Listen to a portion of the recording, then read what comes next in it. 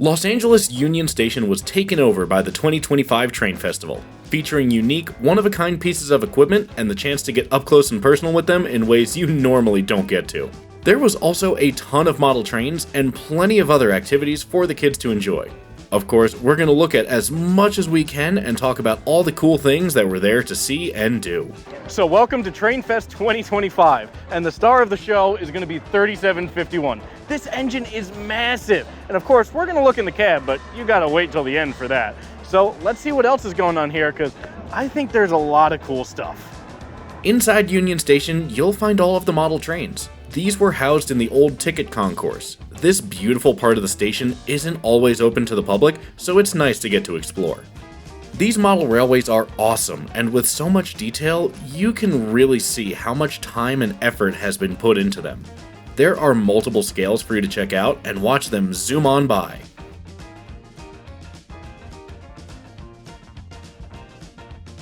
Behind that train was actually a wildfire scene complete with sounds and smoke. It's amazing what you can do on a model railway. The super small scale stuff was also really neat. I could have spent all day watching them go around. They even had little streetcars.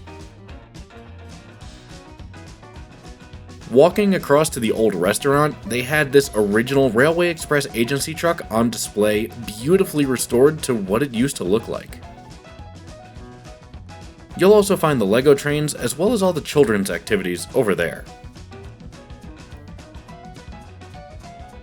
Once we explored all the models, we decided to get in line to get up to the platform. It can be a long one. I waited for a little over 90 minutes just to get up there. Luckily, once you're there, you can spend as much time as you'd like, so there's no rush. As you enter, there are two modern trains waiting for you. A Surfliner cafe car where you can get something to eat and drink, as well as a Metrolink with the AC blasting, so you have a nice cool place to sit and relax outside of the hot LA sunshine. But we're not here for this, we're here for the cool stuff like the 1950s built Pullman sleeper car and the Tioga Pass private business car built in 1959. Climbing aboard the National Forum sleeper car, we take a peek as to what a sleeper car used to look like before Amtrak. There'll be a video comparing this to a modern Amtrak sleeper in the future, so don't forget to subscribe if you want to see that. Stepping back in time, you can see just how small the roomettes used to be. These were designed for solo travelers, but still had everything you needed. The seat transformed into a bed at night, and it felt pretty soft and comfortable.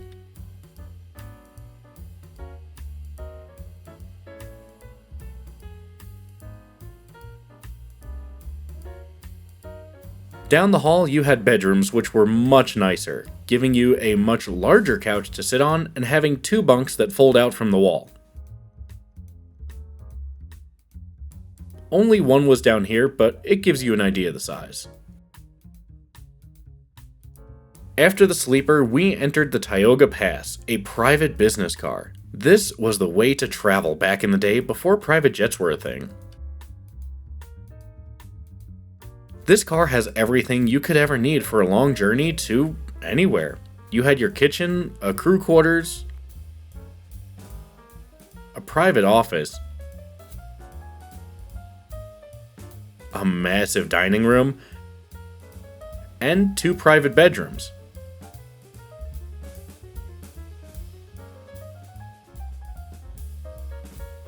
Of course, the best part is the lounge.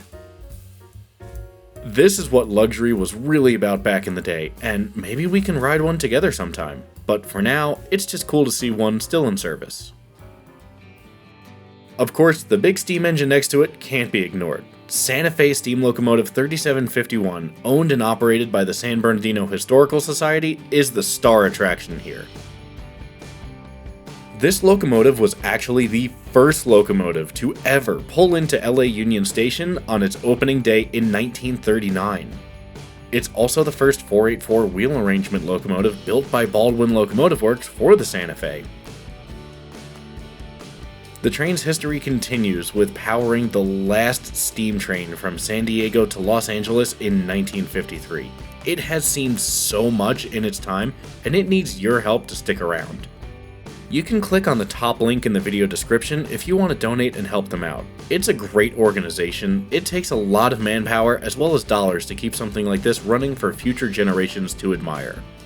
I will also be donating a portion of this video's proceeds to the San Bernardino Historical Society to ensure 3751 continues to have a place to be stored and operated.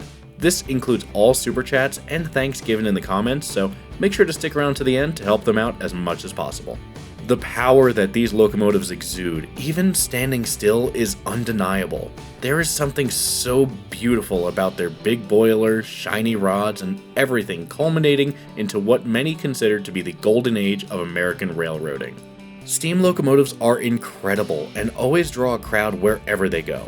I'm so glad we still have so many of these marvels of engineering running today, because it's not easy to keep them going. So much so that any steam locomotive that runs mainline excursions usually has a tool car in tow with all the tools and parts they need for basic repairs on the go in case anything happens, and this locomotive is no different. Today there were actually two of them, its modern tool car as well as its original tool car from when it started to do excursions. These are old converted baggage cars, both being originally built for the Santa Fe Railroad. Behind them is the locomotive that helped bring it here because it has PTC, which is required for all trains today. BNSF Locomotive 5869. This is the 25th anniversary locomotive and shows all the railroads that have merged into or been acquired by the BNSF today. Of course, the SF in BNSF is for the Santa Fe Railroad that 3751 was a part of. Flanking the freight engine on the other side is a modern Amtrak passenger locomotive, number 203, their Operation Lifesaver unit. Operation Lifesaver is a nationwide program that promotes rail safety. Whenever you see tracks, think train. Train tracks are never a safe place to play on or be around. Please be smart and never trespass on railroad property. After getting a quick snack in the cafe car behind it, it's time to head back over to 3751. Standing next to this engine, the size really shows. It is massive. Not as big as a big boy, of course, but it's no small engine.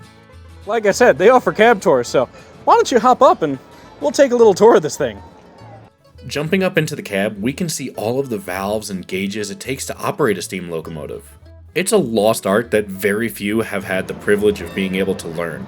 If you were lucky, you could ring the bell, and if you were really lucky, Alex came into the cab and put on a little show for us.